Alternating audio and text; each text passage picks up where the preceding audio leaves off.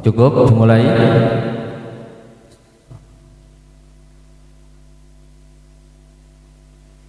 Bismillahirrahmanirrahim. Assalamualaikum warahmatullahi wabarakatuh. Bismillah, alhamdulillah, wassalatu wassalamu ala sayyidina Muhammad Rasulillah wa ala alihi wa ashabihi wa man tabi'a sunnata wa jama'ata min yaumina hada ila yaumin nahdah. Kembali malam hari ini rasa syukur kita hanya pantas kita berikan kepada Allah Subhanahu wa ta'ala. Sholawat serta salam marilah kita sanjungkan di atas junjungan kita baginda Muhammad sallallahu alaihi wasallam. Jamaah rahimakumullah, malam hari ini adalah minggu yang ke-25 dari kita mulai pertama mengaji, atau malam hari ini adalah malam 25 Sya'ban. Berarti insya Allah tanggal 12 malam 13 kita taraweh, dan tanggal 13 pertama kita puasa sambil menunggu keputusan dari Departemen Agama Republik Indonesia, karena sidang isbat akan dilaksanakan pada tanggal 12 April 2021. Alangkah pasnya ya, malam hari ini minggu ke-25. Hari ini juga tanggal 25 Sya'ban. Berarti ini ngepasi apa ya, pas tenan. Dan ini tidak kita rencanakan sama sekali. Dan insya Allah malam hari ini juga, malam ini adalah malam terakhir kita ngaji sebelum memasuki bulan Ramadan. Ini adalah malam Kamis terakhir. Karena padatnya acara, yang pertama nanti saya lupa kalau tidak saya sampaikan di depan, karena kalau nanti sudah ngaji dan ngobrol akhirnya lupa, bahwa besok hari Jumat ba'da Isya semua dari kita diundang untuk dimintai keikhlasannya doa yasinan dan tahlil di tempatnya almarhum Bapak Sulardi, Pak Lardi.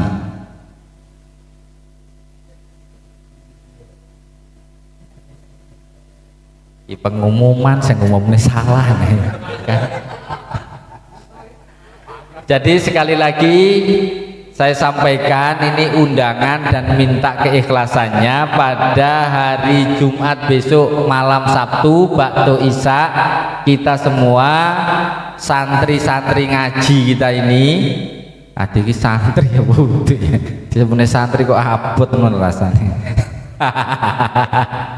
Jadi dimohon ya, kalau memang waktunya bisa dan diupayakan untuk bisa mendatangi acara tersebut. Itu yang pertama. Yang kedua, ini dari Mas Arif ada acara nanti habis ngaji, yaitu punggahan. Jadi kebiasaan ya, punggahan apa jenenge? Oh, Mas Arif Imron.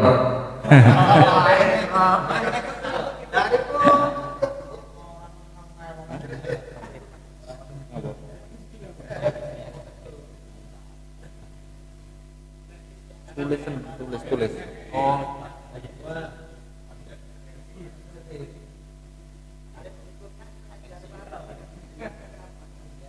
Jadi memang padat merayap ini. Sekaligus nanti kita habis ngaji, karena ada acara punggahan berarti langsung makan-makan. Jadi acaranya kirim doanya di depan sekaligus nanti istighosah. Jadi terakhir habis ngaji itu tinggal makan-makannya. Setelah makan-makan tolong jangan langsung pulang dulu. Paham ya? Yang pertama ya isa-isa. Terus selanjutnya kita akan membahas persiapan kita di bulan Ramadan ini. Apakah kita mau mengadakan sesuatu atau tidak, nanti kita bicarakan di akhir setelah acara ngaji bareng dan makan bersama.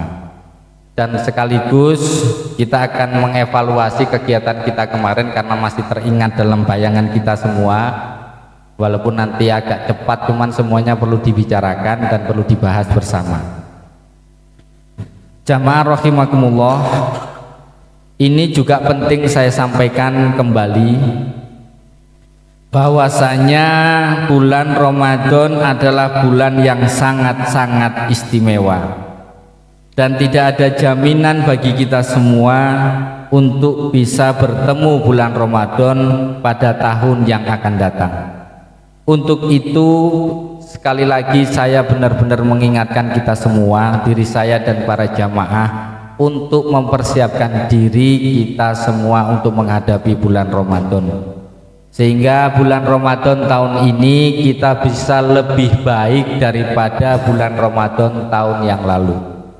Satu hal yang patut diingat kita bersama, mang fariha bidukhuli Ramadan, barang siapa yang senang hati ini senang dengan kedatangan bulan Ramadan, haramallahu jasadahu alan niron, maka Allah mengharamkan jasad kita ini masuk di dalam neraka.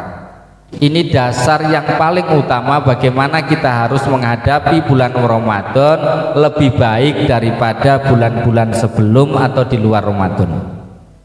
Yang terakhir sebelum kita nanti ngaji, atau ini jadi nggak kita ini mau terakhir baca Fatihah? Hari ini ngaji apa enggak? Fatihah.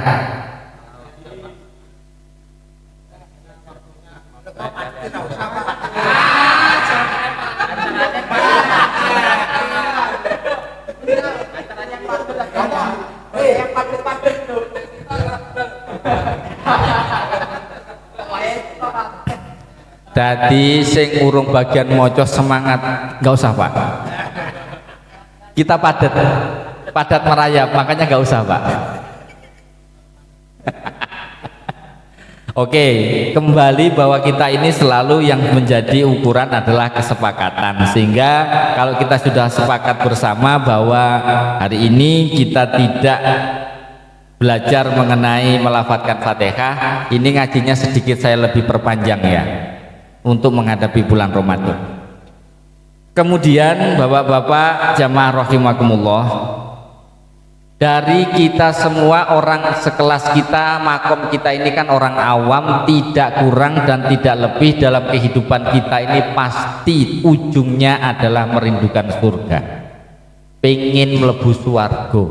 Itu ujung dari orang sekelas kita, makom kita orang awam, benar tidak? Kalau itu yang kita rindukan, Rasulullah sudah memberikan tips, al jannatu mustaqotun ila arba'atin nafar. Iya apa tadi?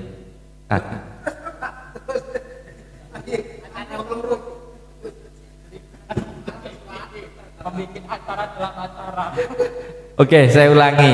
Al jannatu mustaqotun ila arba'atin nafar. Ada 4 orang yang dirindukan oleh surga. Yang pertama adalah talil Quran, orang yang senang membaca Al-Quran. Nah, di sini takwilnya adalah tidak hanya urusan orangnya tok yang membaca Al-Quran secara pribadi. Kalau kita mengadakan acara kayak kemarin semaan atau khataman Quran, yang baca dapat, yang menyukseskan acara dapat, yang sodakoh makanan, minuman, waktu, tenaga, pikiran dapat. Jadi tidak hanya hafid dan hafidoh yang dapat pahala itu, akan tetapi juga semua yang terlibat di dalam acara tersebut mendapatkan predikat talil Quran, orang yang senang membaca Al-Quran. Jadi tidak hanya panitia, tapi pengurus musola masjid yang ada di sana-sana yang di 12 tempat itu, orang-orang yang sedekah makanan di sana, dan semua orang yang menyukseskan acara khataman Quran, artinya membaca Al-Quran, itu mendapat hal yang sama, predikatnya menjadi talil Quran. Semoga benar-benar kita kemarin karena niat tulus ikhlas sehingga kita mendapatkan predikat itu, yaitu talil Quran, orang yang senang membaca Al-Quran. Dan ini yang pertama adalah orang yang dirindukan oleh surga. Itu yang pertama. Yang kedua adalah wahafidil lisan, orang yang bisa menjaga lisannya. Ini penting, dan ini adalah waktu yang tepat untuk belajar wahafidil lisan, menjaga lisan nanti pada bulan Ramadan. Jadi yang biasanya ya rodok dijogo, rodok direm. Sing biasane banyak yang perlu dibicarakan yang tidak penting, ya nanti Ramadan ngomong yang penting-penting aja lah. Terutama jangan membicarakan sesuatu yang menyakiti konco, menyakiti togo, jangan. Karena kita supaya termasuk mendalam predikat wahafidil lisan, orang yang dapat menjaga lisan. Itu yang kedua. Oh boleh, kepuk.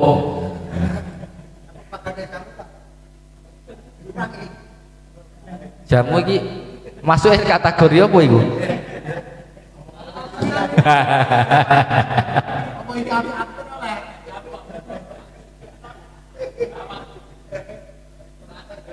Oke, yang kedua. Terus yang ketiga adalah wamut aimil jian, orang yang mau membantu saudaranya yang dalam kesusahan. Kalau punya makanan dibantukan yang butuh makanan. Tapi lek pas okeh utange yo rodok berat iki bantu konco, padahal masalahnya podo-podo duwe utange. Tapi intinya adalah wamut aimil jian itu adalah orang yang mau membantu saudaranya yang membutuhkan. Makanya ini jadi penting di saat nanti bulan Ramadan, nanti kita bicarakan setelah ini, cuman ini sebagai pembukaan. Kita biasanya mengadakan acara santunan yatim piatu itu kan di bulan Muharram. Bisa jadi sebenarnya kebutuhan anak-anak yatim itu sangat butuh di saat nanti mau lebaran. Ini juga perlu kita pertimbangkan bagaimana mengadakan acara santunan, meskipun mungkin uang untuk anak-anak yatim itu belum terlalu banyak, tapi mereka akan sangat membutuhkan. Karena kebiasaan adat kita beli pakaian baru, apalagi anak-anak, dengan kondisi anak yatim piatu yang bisa jadi itu juga tidak terbeli. Ini perlu menjadi pertimbangan dan bahan pertimbangan buat kita semua, bagaimana kita bisa membantu terutama anak-anak yatim. Karena kebutuhan utamanya saya yakin nomor satu nanti di saat menjelang lebaran. Jadi yang pertama talil Quran, orang yang senang membaca Al-Quran. Yang kedua wahafidil lisan, orang-orang yang bisa menjaga lisannya. Dan yang ketiga adalah wamut aimil ji'an, orang-orang yang bisa dan mau membantu teman-teman saudaranya yang membutuhkan. Dan yang terakhir adalah wasoimi fi syahrir Ramadan, orang-orang yang mau berpuasa di bulan Ramadan. Jadi empat-empatnya ini berkumpul menjadi satu di dalam bulan Ramadan. Senang membaca Al-Quran, ayo kita bersama-sama melihat orang-orang yang biasanya gak baca Quran Ramadan, kita sering mendengar dari musola-musola baca Quran. Artinya itu adalah orang-orang yang talil Quran. Kemudian kesempatan terbaik bagi kita untuk melatih diri kita untuk wamut aimil jian, artinya apa? Menjaga lisan kita ini. Di dalam Ramadan inilah waktu yang paling tepat. Kemudian yang ketiga, bagaimana kita mau bertoleransi atau empati terhadap teman saudara-saudara kita yang membutuhkan. Baik itu makanan, bisa jadi waktu takjil, Kita nanti insya Allah setiap tahun memang masjid kita selalu membagikan jadwal untuk daftar yang memberikan atau menyumbangkan makanan secara langsung ke masjid. Ini karena apa? Menyiapkan teman-teman saudara-saudara kita yang membutuhkan karena mungkin perjalanan, kemudian waktu di masjid dia membutuhkan makanan. Minimal dari itu kita bisa termasuk dalam bamut aimil jian, membantu saudara-saudara kita yang membutuhkan. Dan yang keempat, jangan tidak karena kita sudah dewasa, sudah akil balik, saya pikir tidak ada alasan yang bisa dibenarkan untuk kita tidak berpuasa. Alasannya opo wae. Paham? Jadi 4 orang inilah yang dirindukan oleh surga, yang kita akan belajar di dalam keempat-empatnya. Karena ini penting dalam urusan Ramadan.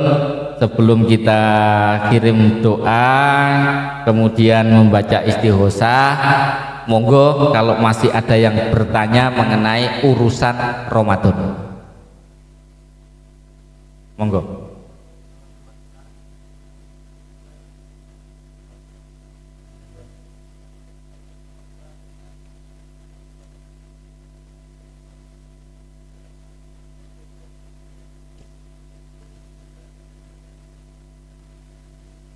Sebenarnya di dalam agama Islam itu sangat mudah di dalam urusan mengenai usul fikih tentang urusan puasa. Akan tetapi ini jangan menjadi diremehkan karena saking mudahnya. Memang ada beberapa orang yang diperkenankan untuk tidak menjalankan puasa, diberikan rukhsah, keringanan. 1, mungkin orang sakit yang memang tidak mampu. 2, ibu-ibu yang lagi hamil. 3, ibu-ibu yang lagi menyusui. 4, orang-orang yang dalam perjalanan. Ini beberapa orang dengan alasan ini diperbolehkan untuk tidak berpuasa. Nah, kalau tidak berpuasa berarti dihitung karena ini termasuk hutang. Berbeda dengan orang-orang haid, ibu-ibu yang haid itu kalau tidak sholat tidak dihitung utangnya. Tidak diminta ada kewajiban untuk membayar hutang sholat di saat halangan atau haid. Tapi di dalam puasa itu tidak berlaku. Ibu haid pun, ibu melahirkan pun, atau siapapun dari kita yang berhalangan tidak berpuasa, itu artinya hutang puasa yang wajib dibayar. Berapa hari dia hutang, hari itu juga yang harus dibayar. Nah, dengan ini jangan sampai ini menjadi sesuatu yang mudah tapi disepelekan. Artinya apa? Wis aku nggak poso lah, tak bayar fidyah aja. Padahal kita kuat untuk membayar puasanya. Itu tidak boleh. Jadi orang yang punya hutang puasa, kemudian dia memang sanggup untuk membayar puasa itu dengan puasa, ya harus puasa. Yang contohnya bapak-bapak kita yang sudah tua, yang memang nggak kuat puasa itu karena memang sudah sangat tua renta, apalagi membayar hutangnya, pasti tidak akan sanggup. Nah, bapak-bapak yang seperti ini boleh tidak membayar puasa dengan puasa, tapi dengan fidyah. Fidyah itu berapa? Ya beras yang dia makan dalam waktu 1 hari, kurang lebih kalau di dalam hukum fikih 0,7 kilo, kurang lebih ya kalau dihitung gampangnya 1 kilo. Jadi 0,7 on. 7 on, 0,7 kilogram atau 7 on. Gampangnya lek ngitung 1 kilogram. Kalau utangnya 10 berarti 10 kilo. Dan itu bisa langsung diberikan kepada orang-orang yang berhak. Siapa orang-orang yang berhak ini? Ini panjang nanti. Kalau memang tidak mengerti, nanti bisa tanya saya. Hal yang lain ada yang ditanyakan?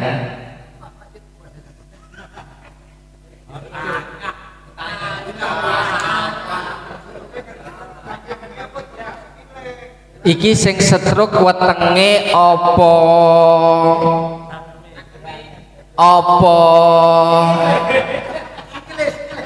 Oh sikile, lek sikile gak ada urusan poso.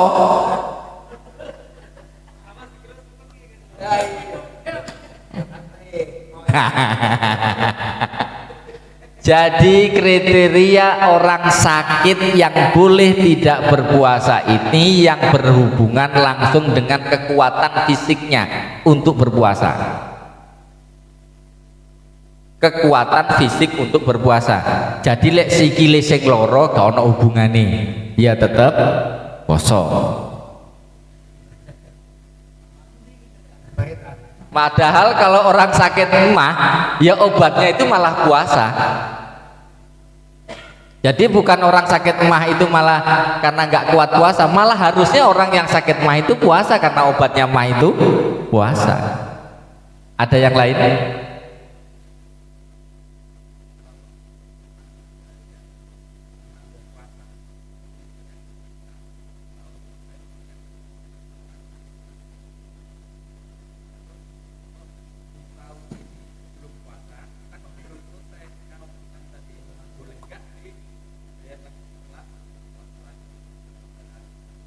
Iki jenenge wong dedel asli.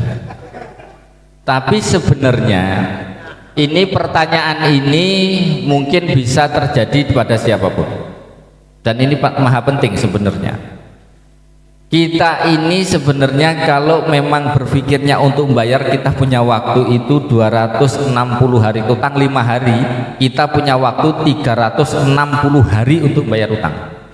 Tapi ya karena ya kelasnya kita ya ompol-ompol pisang ini kadang-kadang ya selip barang. Tapi intinya bahwa kalau itu memang tidak karena menyepelekan, ini kadang-kadang kita ini udah dikasih rukhsah tapi nyepelek no, akhirnya kung giliran kurang rong dino baru waduh utangku 5 tak bayar. Kalau itu yang terjadi ya daripada tidak ya gak apa-apa. Jadi bahasanya kalau kita ini ngomongin fikih, bahasanya adalah ya itu tadi, selama masih bisa ideal itu ya bayar utang itu sebelum datangnya bulan Ramadan, itu idealnya seharusnya. Tapi kelasnya kita ya gak apa-apa, yang penting seiling lek sik diutang gak apa-apa itu. lah iya iku kadang-kadang kebiasaan akhirnya ya tenan dilalekne tenan karo Gusti Allah nyepelekno Allah bulan karepe lah wong wek 5 giliran kurang rong dina baru sadar waduh rong dinane poso utangnya 5 dibayar loro sik kurang 3 tapi si alhamdulillah masih mau bayar utang terus cek ngakoni kalau masih punya utang itu yang penting berarti sik percaya bahwa puasa itu hukumnya wajib. Isi alhamdulillah. Yang penting itu kan niat kembali ya. Orang itu Islam yang paling utama itu karena masalahnya adalah niate. Makanya dari kita sekarang setelah ngaji seperti ini, ojo lah yang hal-hal yang seperti itu dilakukan. Punya utang karena sesuatu sehingga kita tidak sanggup berpuasa waktu bulan Ramadan, ya dieling-eling kayak dang dibayar kayak lunas. Jangan menunda-menunda karena kita juga nggak ngerti umur kita ini masih nyampe sampai besok atau tidak.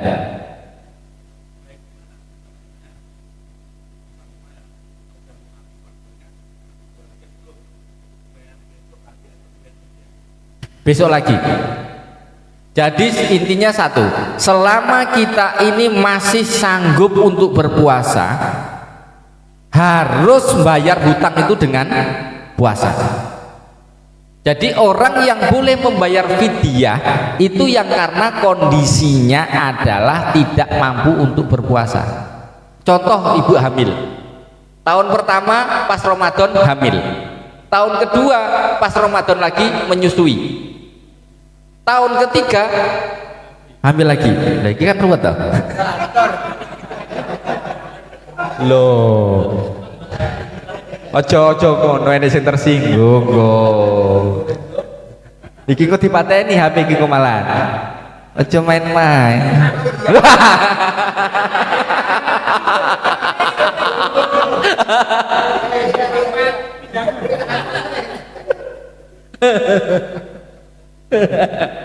Nah, Jadi saya ingatkan bahwa kalau sampai terjadi bahwa kita ini punya utang puasa, yang paling utama adalah tetap membayar dengan puasa kalau memang fisik kita mampu.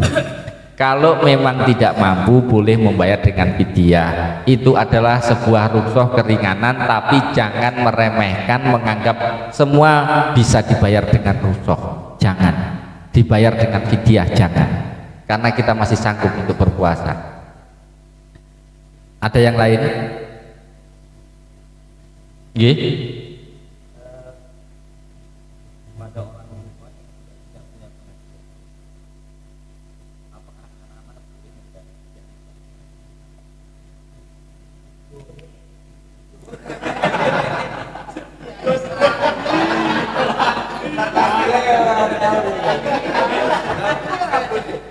Ada yang bisa membantu saya jawab? Oh.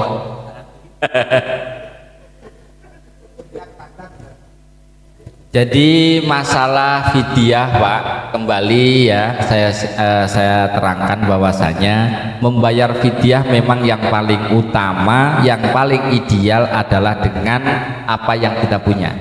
Jadi orang tua yang sudah tidak punya penghasilan, kalau masih ada harta yang lain pada orang tua tersebut, itu harusnya dibayar dengan harta orang tua tersebut. Tapi kalau memang sudah tidak ada yang lain, berarti anaknya pun boleh membayarkan fidyahnya.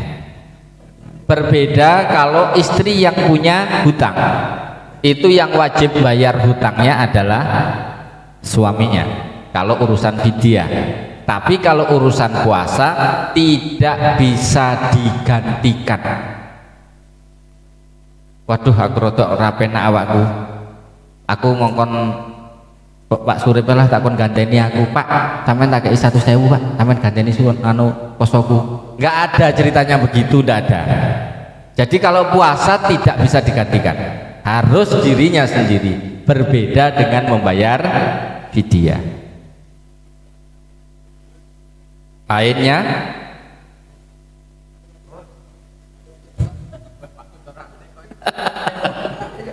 kita gak seneng tenan masalah.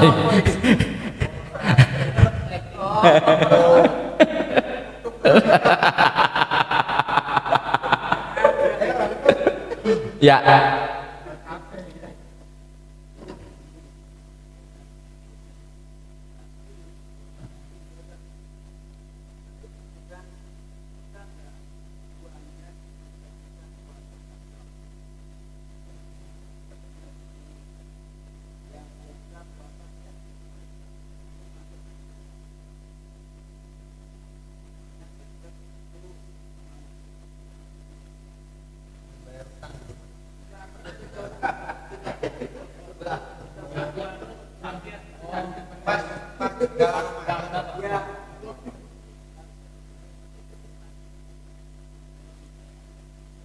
Bapak-bapak jamaah rahimakumullah, di dalam usul fikih itu ada tingkatan wajib, sunnah, dan mubah, haram, dan sebagainya. Kalau kita sudah melaksanakan yang wajib, tidak ada yang bisa menandingi itu dan tidak perlu didobel dengan sunnah yang lain. Makanya waktu sholat pun kalau sudah qomat, walaupun kita sudah masuk 1 rakaat sholat sunnah, itu harus kita batalkan karena ada yang lebih wajib. Sehingga kalau kita sudah puasa Ramadan yang hukumnya wajib, tidak perlu lagi ditambah dengan apapun. Satu. Yang kedua, sekaligus menjawab kalau ada yang bertanya, kalau didobel, Pak, bayar utang sama poso Senin Kemis umpamanya, itu dapatnya gimana? Balik lagi ke kaidah tadi itu, kalau kita membayar sholat, membayar hutang puasa tadi hukumnya apa? Wajib, nggak perlu lagi kita tambahi dengan yang sunnah karena jauh lebih utama yang wajib daripada yang sunnah. Waduh. Diet itu hukumnya apa? Nah, berarti nggak masuk, nonsen, nggak ada diet. Jadi poso-poso, diet-diet. Sopo sing arep diet iki? Nah, kan iki lho, wong lek langsing kaya ustaz iki kan yo etok penak langsing. Ada yang lain? Cukup ya. Insya Allah bahwa kita nanti sholat rawehnya di masjid kita itu seperti tahun-tahun sebelumnya, rawehnya 20 rakaat ditutup dengan witir 3 rakaat. Sebelum nanti sholat sunnah, sholat raweh nanti ada kultum sebentar seperti tahun-tahun sebelumnya. Akan tetapi yang saya mohon kepada teman-teman semua adalah tolong kita menjadi contoh kepada jamaah-jamaah yang lain, dan apabila ada jamaah yang lain tidak sesuai dengan yang kita sepakati, tolong diingatkan, terutama pakai masker dan jaga jarak sesuai yang sudah kita buat jaraknya. Kita semua tolong saling mengingatkan kepada jamaah yang lain, jangan kita malah jadi sponsornya, mepet. Jangan, ini dalam kondisi masih pandemi. Jadi ini semua, bahwa acara apapun, kaidah apapun yang kita pakai adalah protokol kesehatan.